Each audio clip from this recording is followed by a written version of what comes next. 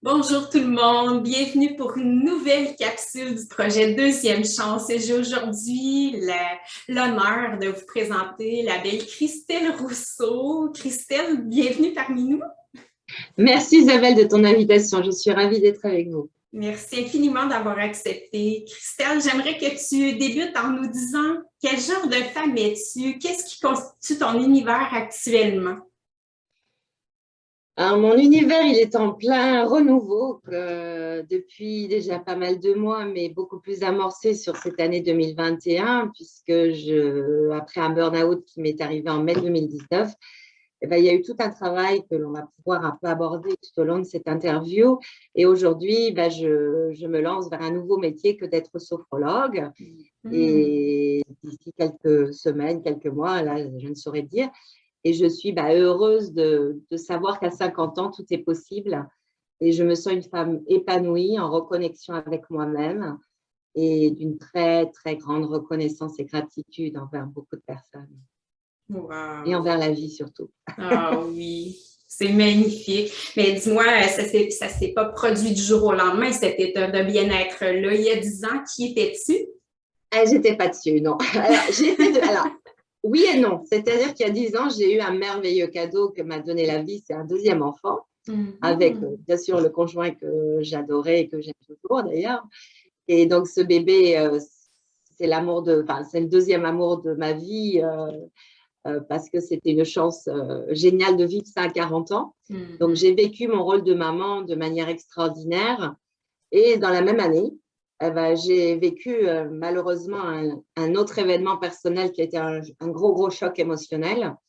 6 mois plus tard, lors du baptême de mon enfant, le ciel m'est tombé sur la tête par rapport à on va dire, un événement familial qui s'est produit au moment du baptême qui m'a laissé dans un état très compliqué, une dissociation que j'ai fait pendant des mois. Et je ne me rendais pas compte à quel point j'étais en fait déjà à moitié dans une dépression sans m'en rendre compte. Et comme je suis quelqu'un de combative, il ne faut pas s'arrêter, il faut lutter, il faut combattre. Donc, j'ai vécu dans une guerre familiale qui n'était pas simple pendant plusieurs années, au travers de tout ça, et de travailler encore, parce que j'étais salariée, dans une entreprise auquel les valeurs ne me correspondaient de moins en moins, et on me demandait de plus en plus. Mais je m'accrochais parce que j'étais revendicative à l'époque, très rebelle, et je voulais y arriver, je voulais gagner encore plus ma vie. J'avais des besoins financiers assez importants parce qu'on avait acheté l'appartement et des travaux, etc. Et puis pour moi, c'était un peu une revanche sur la vie. Il fallait que j'y arrive parce qu'il fallait que je prouve que j'étais capable. Mais je me suis fatiguée beaucoup. Et je ne me suis pas du tout occupée de moi dans le bon sens du terme. Ça ne veut pas dire que je ne faisais pas de sport, ça ne veut pas dire tout ça, mais ça veut dire que je ne me suis pas autorisée à me demander comment réellement, à l'intérieur de moi, j'aime.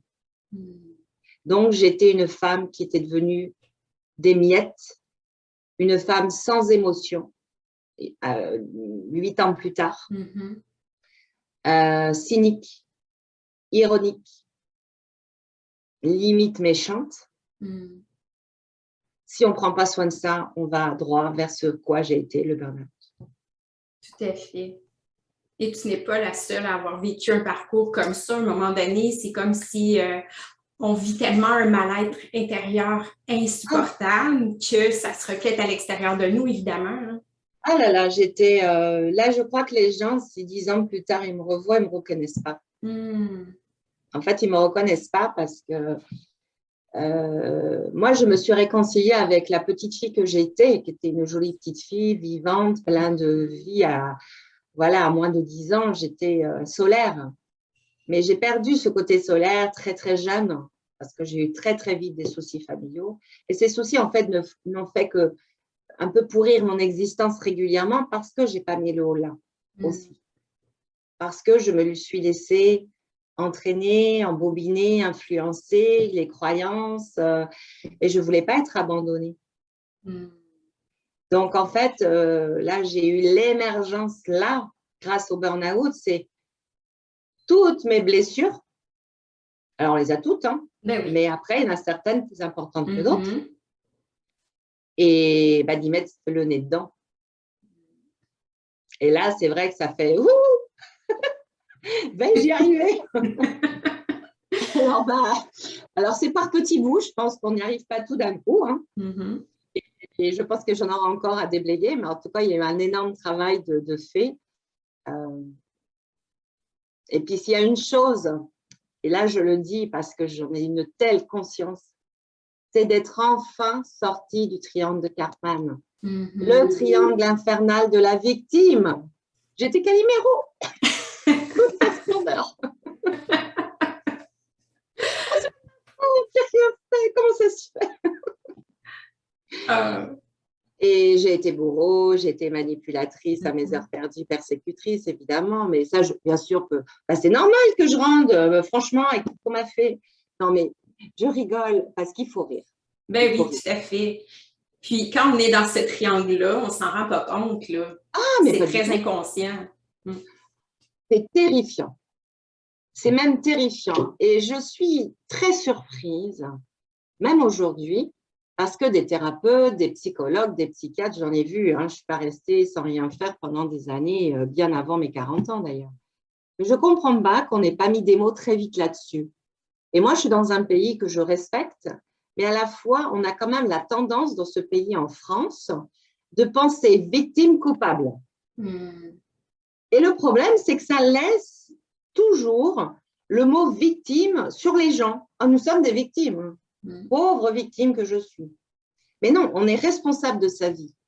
Et c'est vrai que la définition des mots, et puis je suis avec un conjoint qui adore le français et un mot est un mot, on n'est pas coupable des parents qu'on a, on n'est pas toujours coupable de ce qui se passe d'abord autour de nous. Par contre, on est responsable de ce que l'on veut faire et de comment on réagit. Tout à fait. Et ça a été ces deux mots. Ça révolutionne une vie, je trouve. Totalement. Et aujourd'hui, quand je commence à refaire ma petite calimérette, hein, ça peut arriver ponctuellement, mais très, très rarement. Et là, paf, tout de suite, je m'en rends compte. Je dis, ouais, je ne saurais pas. Mais dis-moi, à travers tout ce cheminement-là, tu as dû faire face à des peurs. Tantôt, tu as parlé de la peur de l'abandon. Mais quelles étaient tes peurs principales à travers tout ça? Alors, je crois que, on va parler du tout début, parce que les peurs de l'argent, c'est venu bien sûr plus tard en étant adulte. Je crois que ma peur de l'abandon, elle a été très, très tôt. J'avais besoin que les gens me regardent. J'avais besoin donc que les gens posent ce regard sur moi. Alors, j'ai eu la chance d'être une grande femme, je fais 1m73. Alors, dire c'était une chance pour les hommes peut-être, mais moi, je l'ai très mal vécu. C'est que j'ai 50 ans, donc à l'époque, dans les années 80, d'avoir un peu de poitrine, c'était pas si bien vu que ça. Ça faisait vraiment la fille facile et qu'on pouvait se permettre beaucoup de choses. Alors qu'aujourd'hui, on sait que les jeunes filles, elles ont des poitrines plus opulentes sans qu'on se pose plus de questions. Donc moi, j'ai vécu une adolescence où je ne pouvais pas m'habiller comme je voulais alors que j'étais une jeune fille comme les autres. Donc, j'étais tiraillée entre ce corps de femme qui s'était développé, mais à une vitesse… À 11 ans, j'avais déjà quasiment beaucoup de poitrine. T'imagines, je venais juste d'être formée. Enfin, c'était assez compliqué physiquement parlant de s'assumer. Donc, j'attirais évidemment le regard, mais à la fois, j'étais fière, tu sais, ça me faisait du bien. Et très vite, je pouvais être aussi jarretée, quoi. Enfin, jeter un petit peu de… Et là, je ne comprenais pas. Et j'ai vécu mon premier grand amour, oh là là, de manière comme un drame, dramaturge, comme un bouquin d'Alexandre Dumas. Je l'ai aimé très, très fort, ce garçon, pendant des années durant. Il m'a prise, il m'a jetée. Donc, je me suis très vite mise dans une situation de demande et on prenait et on me rejetait, mais j'y retournais. Et j'ai senti que j'allais vers des relations avec les hommes qui n'étaient pas saines. En fait, je prenais les miettes. Tu vois, je commençais déjà, j'étais émiettée après, mais je prenais déjà les miettes. Et bien sûr, je ne me rendais pas compte de ce qui se passait réellement, pourquoi je faisais ça. Et par contre, tous ceux qui m'aimaient, je ne les aimais pas. Alors, tous les garçons, tu vois, qui étaient plutôt bien, qui Ouais. étaient plutôt gentils, rangés, ah ben, j'en voulais pas, ils m'intéressaient pas, ceux-là. Il fallait que j'ai les garçons plutôt cassés, tu sais. Pas les bad boys, mais pas loin. Hein. Ouais, c'est ça. Mais pas loin, hein. Franchement, quand j'y pense, c'était pas si loin que ça. Et puis, bah, après, bah, j'ai fréquenté un homme qui était beaucoup plus âgé que moi, qui a été le papa de mon premier enfant, mais qui était à qui ça allait très vite, pas du tout, quoi. Hein, et je l'ai quitté très vite aussi. J'adore ta façon de raconter parce que je trouve que, tu sais, comme le fait qu'une jeune adolescente se développe rapidement, ton rapport à ton corps, c'est presque tabou, hein? On n'en parle pas souvent, mais pourtant, il y a tellement de femmes qui vivent ces situations-là de cette façon-là aussi.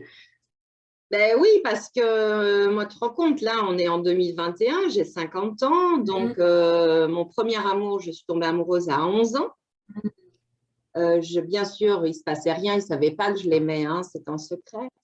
Et je m'en suis rendu compte, mais pas à 11 ans. Je sais que je suis tombée amoureuse de lui, mais ça a été 2-3 ans plus tard. C'est quand j'ai découvert qu'il embrassait une autre fille. Je me suis dit, c'est pas possible. Et donc, à 15 ans, il a été mon premier baiser vraiment d'un garçon, tu vois, comme on l'entend, mais c'était le baiser, hein, ça s'arrêtait là. Et c'est là que c'était très compliqué parce qu'il n'était jamais vraiment disponible. Enfin, et après, bah, mon corps, effectivement, c'était la mode des maillots actuels, tu sais, super échancré. Donc, moi, je me mettais en fluo, je me mettais en maillot de bain échancré. Donc, évidemment, tous les regards des garçons se portaient sur moi, mais je ne les gérais pas, ces regards. Et moi, j'avais une maman qui était pudique, il fallait surtout pas se montrer, il fallait pas parler sexuel. Enfin, donc, j'ai fait ce que j'ai pu avec ce que j'avais, c'est-à-dire pas grand-chose. Et j'ai toujours retenu qu'elle s'était autorisée d'avoir son premier rapport sexuel à 17 ans et demi. Alors, du coup, j'ai fait pareil. Et comme j'avais des règles douloureuses, j'ai pu prendre la pilule assez tôt. Et donc, un petit peu à moins de 18 ans, j'ai eu mon premier rapport sexuel avec un garçon qui n'était pas celui que j'aimais. Enfin, je crois que je l'aimais, mais je ne l'aimais pas tant que ça. Et ça s'est très, très, très mal passé. Ici, au Québec, on dit qu'on se donne de la misère, hein, souvent. Oui, bah, c'est ça, voilà. Mais bon, maintenant, c'est quand même assumé. Donc, oui. moi, je rigole parce que… Mais ça m'a collé à la peau longtemps quand même. Ça se passe mal. Et puis après, bah, ça n'a pas été si simple. Oui, j'ai intéressé plein de garçons, mais moi, ils ne m'intéressaient pas. Mais c'est Alors vrai. après, ouais, j'ai eu plein de petits copains, mais ponctuels, tu vois. Mais j'étais amoureuse de l'amour, en fait. Tu vois, j'étais pas amoureuse d'eux, j'étais amoureuse sur ce sentiment d'être… Je sais pas, c'est compliqué de l'expliquer. Ben, je comprends très bien. Puis je comprends que parfois, j'ai déjà été comme ça, que les garçons trop gentils, trop doux, oh mon Dieu, c'était repoussant. Oui, c'est ça. Ça attire pas du tout. On dirait qu'il faut comme un challenge. Ouais. En fait, il fallait un peu, tu sais, fuis-moi, je te suis. C'était un peu ça, quoi. Et j'avais besoin un peu de challenge dans le rapport avec l'autre, mais pas le garçon qui me fasse tout ce que je veux, quoi. En fait, j'avais l'impression, par déjà ma taille, j'étais grande. Alors déjà, il ne me fallait pas un garçon trop petit. Parce que je me sentais là pas du tout à ma place. Et si en plus il acceptait de faire tout ce que je lui demande, oh mon Dieu. Alors là, j'avais l'impression d'être la cheftaine, tu sais, dans toute sa splendeur. Et en fait, je le faisais, mais je détestais ça. Alors effectivement, le rapport avec les garçons, ça n'a pas été très simple. Et ça ne s'est pas arrangé pendant des années durant, en fait. Jusqu'à la rencontre, on peut dire, avec mon conjoint actuel, qui est autant habité par un homme extrêmement gentil que par un homme qui sait me dire non. Voilà. Et ça, je crois que j'ai besoin. En fait, j'ai besoin de rapports normaux, c'est-à-dire moi aussi qui peut être douce et parfois je peux être ferme. Et je pense que c'est un équilibre dans le couple, comme on peut l'avoir en amitié, d'être parfois portée, parfois c'est moi qui entraîne, parfois je me laisse guider, parfois je guide. Et je pense que c'est ça l'harmonie aussi de la relation avec l'autre. C'est de ne pas être pareil. Alors moi, il est opposé à plein de choses sur moi, hein, clairement. Hein. Mais pour ça, je l'aime, tu vois, de plus en plus. C'est vraiment intéressant. Si on revient à ton parcours, qu'est-ce que tu dirais que c'était ton pourquoi? Qu'est-ce qui t'animait à travers ton désir de mieux te connaître, ton évolution? Ouais, alors le pourquoi, oui, alors je reprends mes notes parce qu'effectivement, mon pourquoi par rapport à un mot et puis à un sommet auquel j'ai participé, c'est pour vivre pleinement. Je vais reprendre ce terme-là qui est un peu connu peut-être pour certaines personnes qui vont écouter. C'est vraiment de vivre. Le mot vivre tout court. C'est-à-dire de ne pas vivre une vie à moitié, c'est de vivre vraiment pleinement toutes les choses que l'on peut faire avec une densité qui peut être différente parce que on n'est pas tous à triper sa vie tous les jours parce qu'on se lève le matin, on emmène son petit bonhomme ou sa petite bonne femme à aller à l'école ou à faire autre chose et ça fait triper, il faut reconnaître que non. Mais par contre, c'est à un moment donné dans la journée, c'est de prendre le temps suffisant pour se reconnecter, pour voir qu'est-ce qui se passe dehors. Est-ce qu'il y a un soleil, pas soleil? Est-ce qu'il y a de la nature? Est-ce qu'il se passe quelque chose auquel mon regard peut y trouver une douceur? Et là, je me dis, waouh, c'est chouette. Et puis, à côté de ça, il peut y avoir des merveilleux moments parce que c'est le week-end, parce qu'on fait quelque chose de sympa, en famille ou seul. Là, hier, je vais te donner un exemple le plus récent, c'est hier, j'ai passé une journée merveilleuse. Puisque j'ai revu à 100 km de là une camarade de ma promotion en sophrologie auquel on devait travailler ensemble. Et on a vraiment, il y a eu un crush toutes les deux en juillet quand on s'est enfin vu parce qu'on avait fait beaucoup de choses en visio. Et du coup, elle m'a accueillie chez elle et on a bien sûr parlé puis travaillé. On a été manger au restaurant. C'était super sympa de s'accorder un temps. Et toute la journée, je n'ai pas vu l'heure. Je suis partie assez tard de chez elle. Il fallait que je rentre et tout à Nantes. Et j'étais sur la route, mais j'avais les larmes aux yeux de me dire, waouh, quelle synchronicité juste avec cette femme que on se connaissait depuis mars, mais c'est vraiment en juillet qu'on s'est dit qu'il y a un truc entre nous. Et la confirmation, il y avait un truc énorme entre nous. Et on va s'entraider pour notre futur métier parce qu'on va se lancer toutes les deux en 2021 ou 2022 et on sait qu'on a beaucoup à partager. Donc, c'est une amitié naissante. Et là, j'étais en gratitude profonde. C'est des moments savoureux de la vie, ça. Ben voilà, et c'est vraiment de les apprécier, c'est se dire, je voulais des nouvelles rencontres, là j'en fais à foison, mais des gens de qualité, des gens merveilleux. Et aujourd'hui, moi qui pensais que j'attirais toujours les gens négatifs, mais mon Dieu, sachez que non, il peut y avoir un arrêt. Et là, vraiment, je le vis. Et je le vis. Alors, par contre, effectivement, il faut aussi accepter de lâcher des relations. Vraiment, oui. Voilà. C'est comme une espèce de processus de sélection naturelle qui se fait sans qu'on fasse… On ne fait pas grand-chose, en fait. Non, c'est ça. C'est vraiment la vie qui fait qu'on s'éloigne puis que d'autres…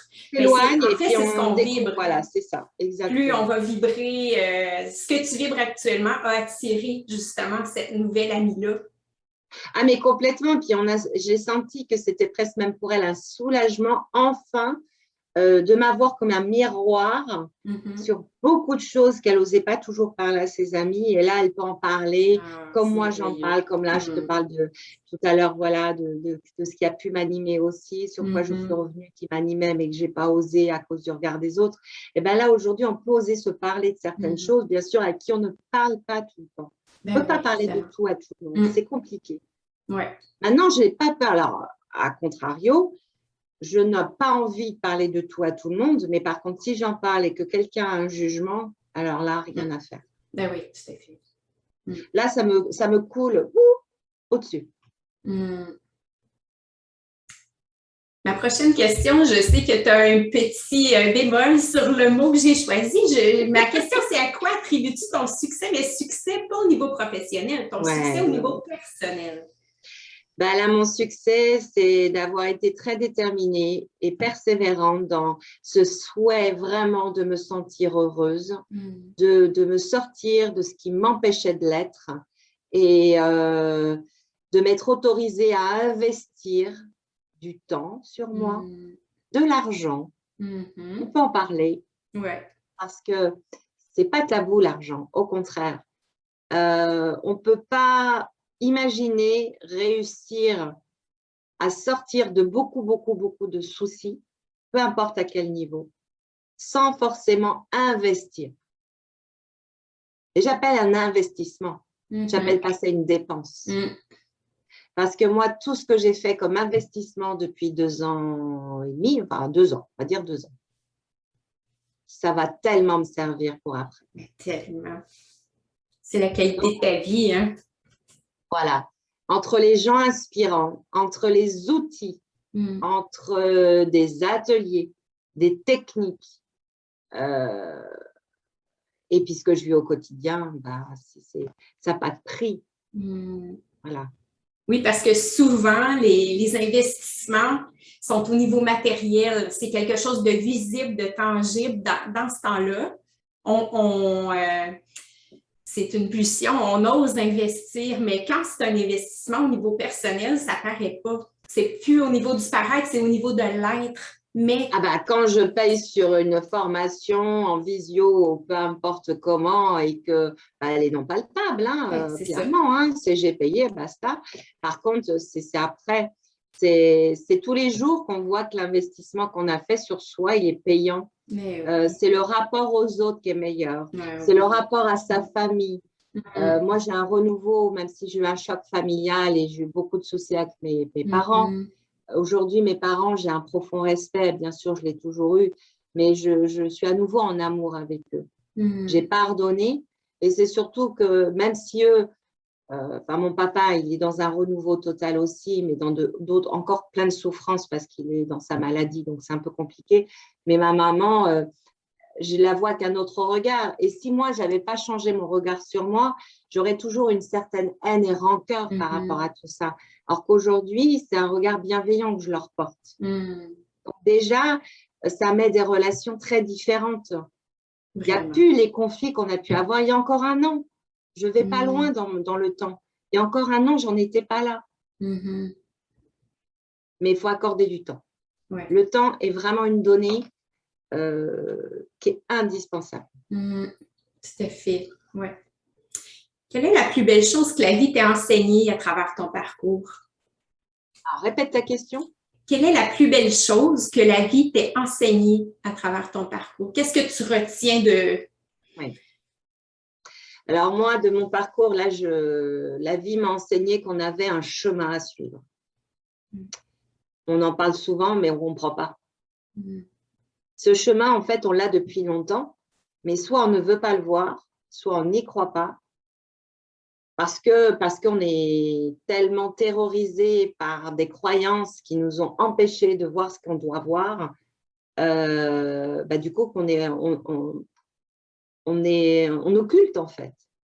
Et pour te raconter une petite histoire, quand j'étais en arrêt maladie, bien sûr, j'avais pris l'abonnement Netflix, parce qu'il fallait bien que je m'occupe.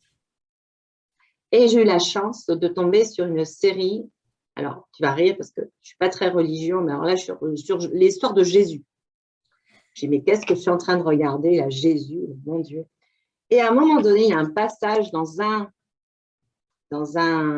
épisode, je crois que c'est Moïse qui avait perdu la vue. En tout cas, il y en a un qui avait perdu la vue, et à un moment donné, il recouvre la vue. Et à ce moment-là, mais on peut ne pas me croire, j'ai eu l'impression que j'avais une sorte de lumière au-dessus de ma tête, et moi-même, je disais, enfin, je vois. Alors, je pense que c'est une synchronicité de ce téléfilm pour me faire passer un message. Voilà, c'est comme ça que je l'ai interprété, en tout cas. Mais c'est clair qu'à un moment donné, on est aveugle, et à un moment donné, on recouvre la vue même en étant voyant.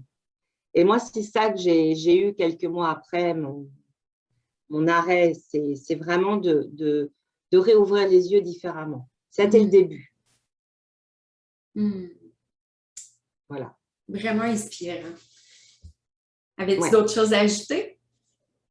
C'est déjà pas mal. Ben oui, vraiment. Dis-moi, sur quelles ressources as-tu pu compter à travers ton aventure? Sur quelles ressources? Ça peut être les ressources, humaines oui. ou matérielles. Alors, bon, matériel, j'ai un appartement très agréable, donc c'est vrai que j'ai la chance et la gratitude d'habiter dans un bel environnement, surtout quand la pandémie est arrivée. Voilà, j'étais en plein licenciement. Enfin, bon, c'est un peu compliqué, donc c'est vrai que la ressource, on va dire, de là où on vit peut être importante quand même. Vraiment. Et là, mes ressources, ça a été voilà, des rencontres, des vraies personnes, dont cette femme que j'ai fait les ateliers, ça a été l'ancien directeur de mon club de sport qui s'est totalement retrouvé une nouvelle vocation d'être instructeur en méditation de pleine conscience. Et pour rien vous cacher, bon, je le dis, je vais le nommer, le beau François Lemay. Je vais plus faire le secret, c'est mon mentor. Voilà. En tout cas, c'est le mien pour moi. Il y en a d'autres qui sont formidables parce que je découvre bien d'autres personnalités actuellement que je vais découvrir un peu plus. Mais François, ça a été le déclencheur. François, maintenant, ça fera bientôt 1 an que je le connais. Et je me suis lancée dans l'aventure au mois d'octobre ou novembre du Reboot Challenge. Et là, il y a des choses en moi qui résonnaient. Sa vie a résonné en moi. Et effectivement, en tant que personne inspirante, François, il représentait de mon vécu de parents avec des croyances limitantes importantes, une éducation rigide, la notion du travail, beaucoup de travail, le matériel qui montre qu'on a réussi, des parents critiques de tout et surtout et n'importe quoi. Et j'étais cette femme-là, très critique aussi, bien évidemment. Enfin bon, en tout cas, je me suis retrouvée dans son profil. Et les beaux cadeaux de la vie, c'est qu'à Noël, 2 jours avant Noël, mon chéri me dit « Mais qu'est-ce que tu veux à Noël ?» Et là, j'ai eu un premier cadeau, c'était un programme de François. Et à mes 50 ans, un deuxième programme. Et j'en ai eu depuis 3 et 4 également. Et voilà. Et c'est au travers de ces programmes-là que j'ai vraiment, vraiment compris tous les livres que j'avais lus de Lise Bourbeau, qui étaient pour moi pas si simples que ça à comprendre. Et grâce à ces enseignements très simplifiés, répétés, et j'en découvre encore, bien sûr, mais ça a changé ma vie. Voilà. Je ne peux pas dire autre chose. Pour moi, bien sûr qu'il y en a d'autres qui peuvent changer la vie d'autres femmes et d'autres hommes, mais pour moi, ça a été François Lemay, que je suis toujours, bien évidemment. Si c'était à refaire, est-ce que tu ferais les choses de la même façon que tu les as faites ou tu changerais des choses, sachant ce que tu sais aujourd'hui? On a envie de dire oui, on changerait tout. Mais j'ai appris une chose, c'est qu'avec Leslie, on refait le monde, mais on ne peut plus le refaire. Je voudrais justement, c'est pas dire qu'est-ce que je referais, parce qu'in fine, je me dis que la vie a été suffisamment bien faite pour moi pour m'amener beaucoup d'exemples, beaucoup d'expériences auxquelles je devais absolument travailler, mais je n'étais pas prête. En fait, je crois qu'il faut aussi accepter que certaines personnes à 20 ans vont être prêtes à aller vers ce chemin très tôt. D'autres, ça va être à 70 ans. C'est le cas de mon père. Moi, c'est à mes quasiment 50 ans. Donc, je crois que la réponse est, si on prend juste conscience maintenant, c'est déjà génial. Tout à fait. Puis, il n'est jamais trop tard. Hein?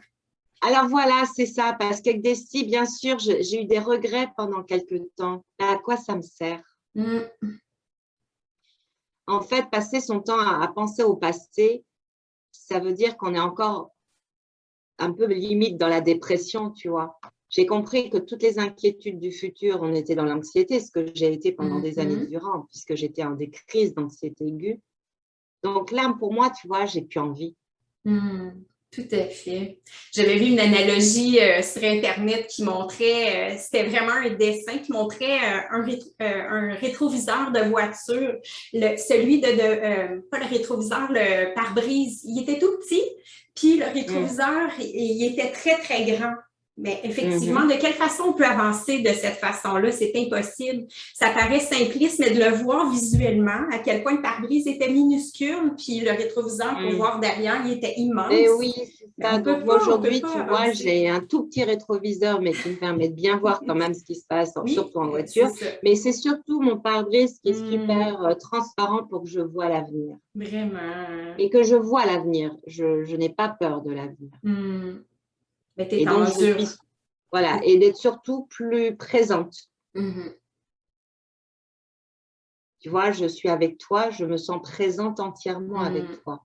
Et je ne suis pas en train de penser à ce que je vais concocter comme repas ce soir. Exactement. Et ça, c'est l'outil majeur qui a bouleversé ma vie, c'est la méditation. Je suis une méditante tous les jours. Ça peut aller de 5 minutes à 3/4 d'heure. Il n'y a pas de règles. Je ne m'impose pas de règles. Je me mets des rituels, mais je fais en fonction de ce que je peux. Aujourd'hui, je refuse les routines, les mêmes tout le temps. Ça m'ennuie, ça, très vite. Mon routine, déjà, elle m'ennuie. Par contre, on en a. On n'a pas le choix à un moment donné. Mais en tout cas, je sais que c'est le seul outil qui me permet de… Même en plein…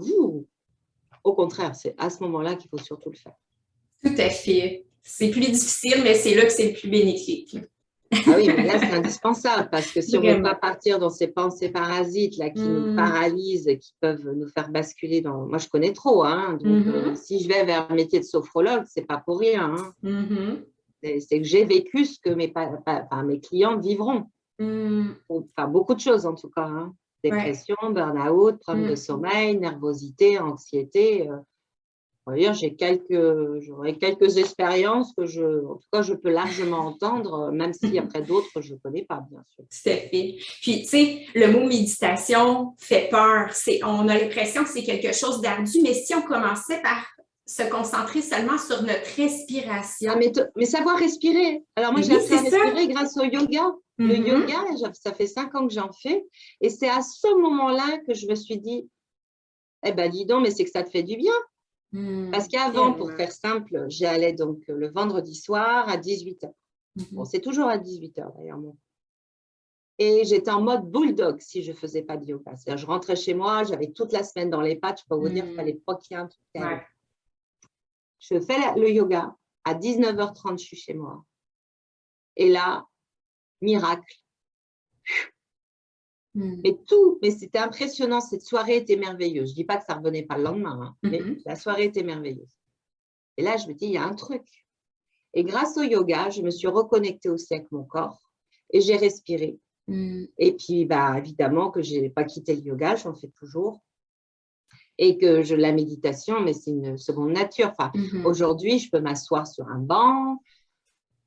Il n'y a pas besoin d'être sur un coussin avec son jus de tomate vert, comme dirait François, et d'être un yogi. On s'en fiche de là où on le fait. On peut être allongé, je peux être sur le ventre. Enfin, des fois, j'ai des positions pas possibles. Je fais comme je peux. Voilà, je répète. Mais ça m'apporte beaucoup. Oui, je comprends.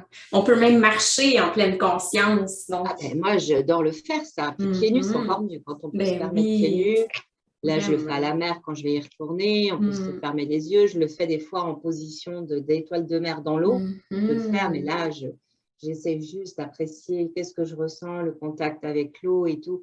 Une sorte de scan corporel vivant, voilà. Et c'est de la méditation. Enfin, il y a plein de moyens, voilà. Je pense qu'il faut arrêter de lire tout aussi là-dessus. Je pense qu'il faut être juste connecté à soi, ce qui plaît, ce qui fait du bien. Tout à fait. On a une vision rigide des choses, alors qu'il faut se l'approprier. Il y a 8 milliards d'humains sur Terre, mais chacun a sa façon à lui.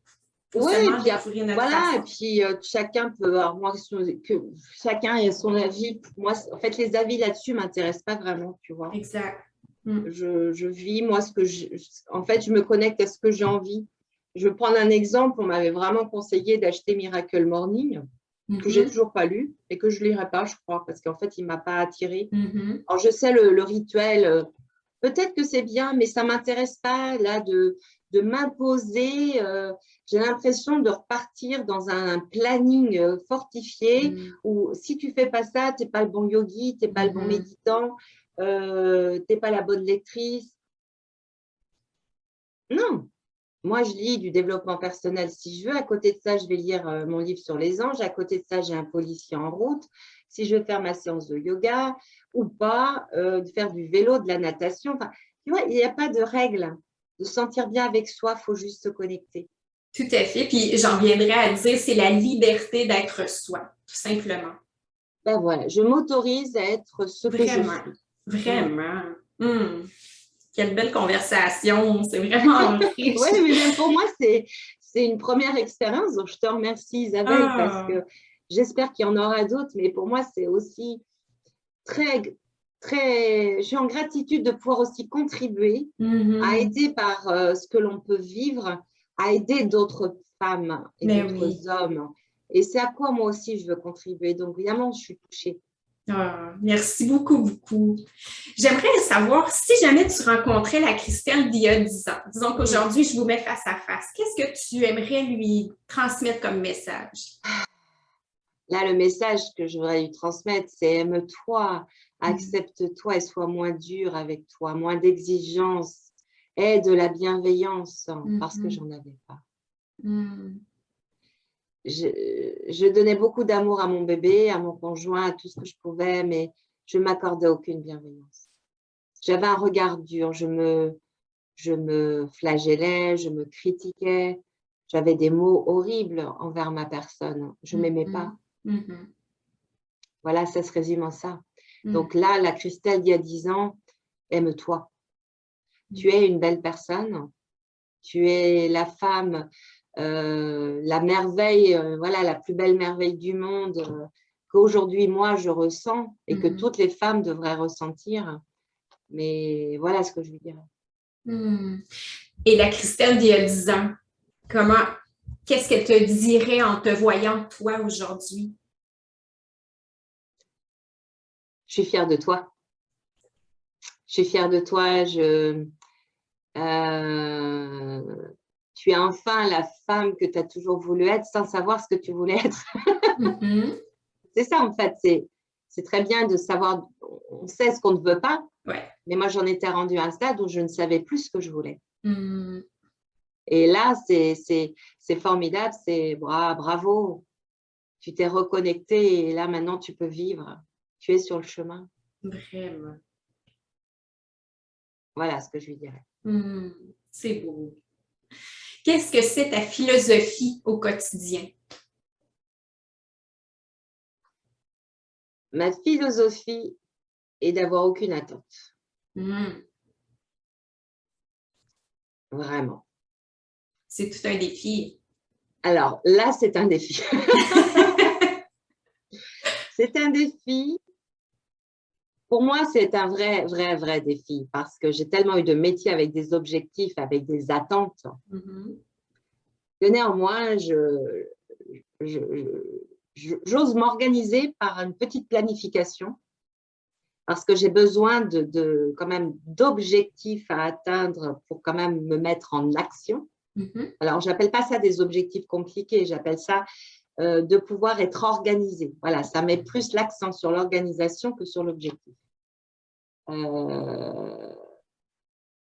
Et d'être là, au moment présent, au maximum. Je ne dis pas que c'est toujours le cas, il ne faut pas non plus être dans le monde de oui-oui.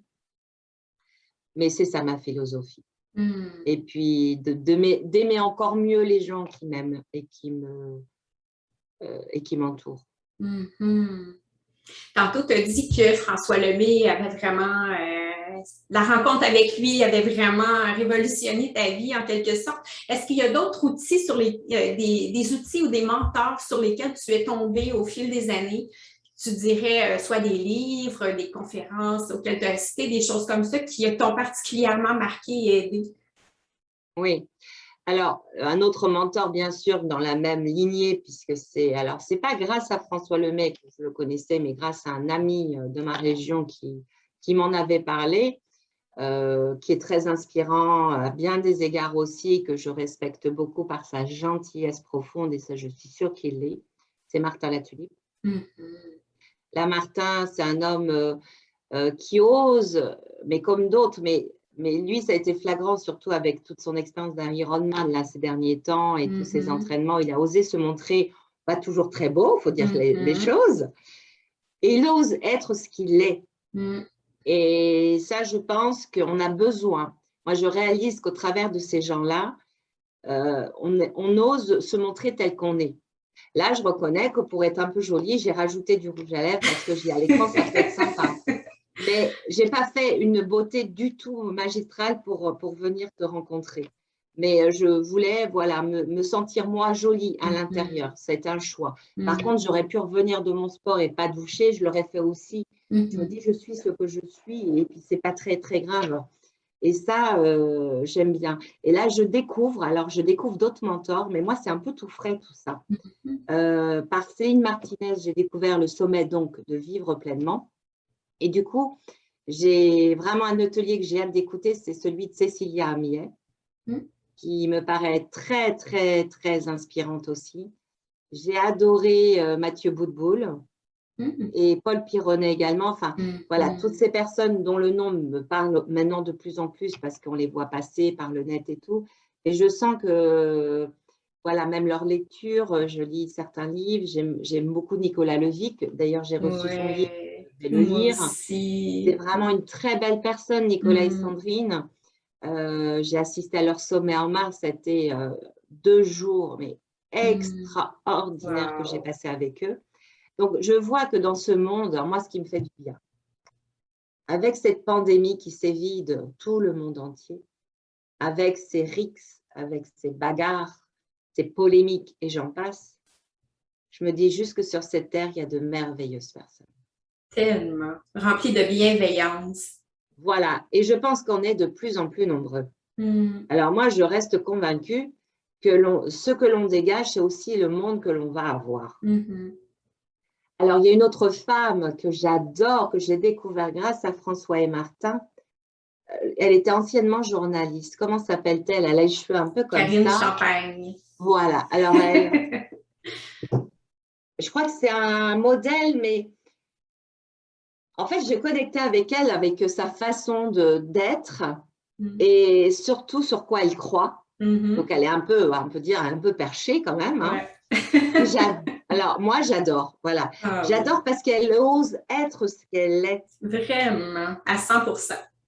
Et ça, pour ça, je crois qu'après, on peut ne pas connecter sur tout, et ça, je peux comprendre.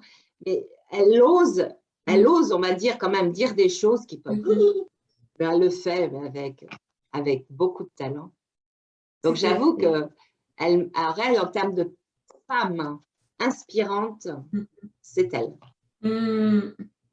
Ben merci. C'est vraiment, tu vois, à travers tout ça, il y en a que je connaissais et d'autres non. Donc, de partager ces outils-là ou ces mentors-là, c'est génial. Là. Ça nous fait découvrir tout un univers. Puis, comme tu disais, il y a des choses sur lesquelles on va connecter, d'autres moins, mais l'important, c'est d'y aller avec notre ressenti, c'est tout. Là.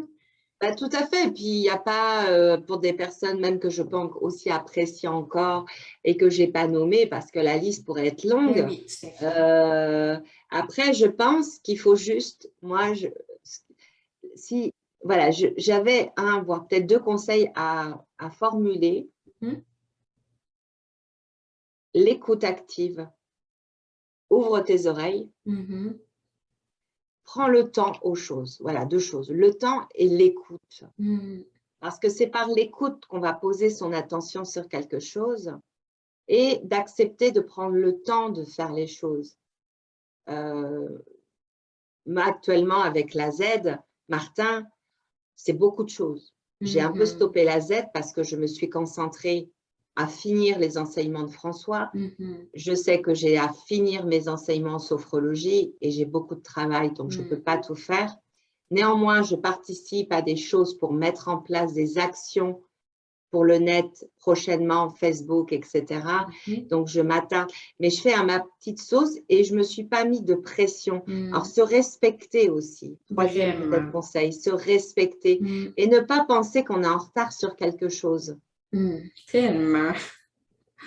Parce que ça a été mon problème de vouloir tout faire pendant longtemps. Mais en fait, non, tu n'es pas Wonder Woman, tu t'appelles Christelle, tu as 50 ans, tu as 2 enfants. Tu as une maison à gérer, tu as plein de choses aussi à faire.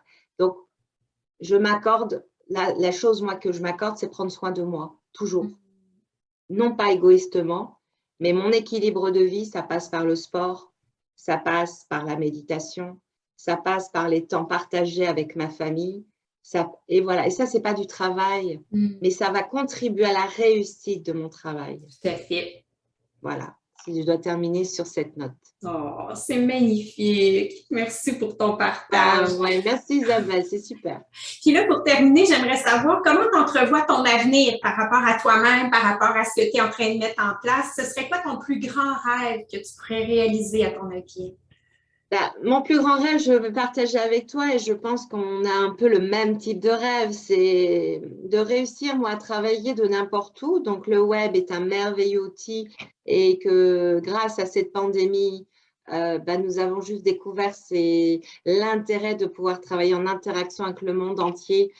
En tout cas, c'est possible. Et parce que cette voie va être multipliée si on travaille par le web. Alors, bien sûr, j'aurai le bonheur et le privilège d'avoir des entretiens individuels avec mes clients, de pouvoir faire des groupes avec des entreprises ou des ateliers dans ma région ou ailleurs avec des gens merveilleux que je rencontrerai parce que je ne peux pas me passer de contact physique. Mais je serai vraiment là où je pourrais dire j'atteins mon rêve, c'est de me dire que des gens avec mon expérience peuvent aussi se connecter à eux-mêmes et se sortir de quelque chose où ils avaient l'impression d'être complètement prisonniers de leur propre existence. Et là, je crois que je me dis, ouais, j'aurais réussi à laisser quelque chose. Mais mon rêve, c'est de poursuivre vraiment ma vie et de continuer cette évolution, en fait. En fait, mon rêve, je peux le vivre un peu tous les jours, quelque part, en fait. En fait, tu le cultives chaque jour. Ah ouais, j'ai envie de reprendre cette phrase qui m'a marquée. C'est pas l'objectif auquel on va triper. C'est moi tout ce que je suis en train de faire qui me fait triper. Et en fait, je retiens vraiment ça parce qu'on peut être déçu si on attend que la finalité. Moi, j'ai l'impression que tous les jours, mes petits cailloux que je sème, comme là aujourd'hui, c'est un petit caillou que je suis en train de semer avec toi. Et ben moi, ça me rend heureuse parce que je me suis dit, tu es capable de faire ça, Christelle, un interview, tu peux répondre, tu peux aussi amener quelque chose dans la vie de quelqu'un d'autre. Ça, c'est du bonheur. Voilà. Vraiment. Des petites pépites de bonheur qu'on sème sur notre route. Exactement. Voilà.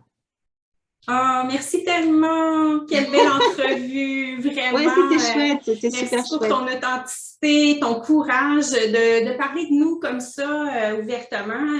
C'est loin d'être facile, donc ça prend beaucoup de courage, puis de générosité aussi. Alors, merci d'être qui tu es, puis je te souhaite de poursuivre cette magnifique aventure sur le chemin de ton bonheur. Puis je te souhaite aussi, bien sûr de réussir professionnellement. Bien sûr, je te souhaite disons de se sentir bien là où on doit être surtout. Exact. Voilà. Et c'est ce que je te souhaite aussi. Et puis aux auditeurs, aux auditrices qui vont écouter, bien évidemment, je leur souhaite le meilleur. Mais le pire n'est pas toujours ce que l'on croit. Effectivement. Il faut laisser le temps et voilà. La vie nous fait comprendre le pourquoi des choses. Et chaque être humain peut avoir ces moments de bonheur, quel que soit ce que l'on vit. Même si on est des fois la tête dans le caca et qu'on ne voit pas parce qu'on n'arrive plus à voir. Laissons la tête dans le caca un certain temps, mais à un moment donné, il ne sera plus dans le caca. Effectivement. Quel beau mot de la fin! Tout le monde comprendra. Merci beaucoup, beaucoup. Puis je te dis à très bientôt, Christelle. À bientôt. Gros Merci bisous. beaucoup.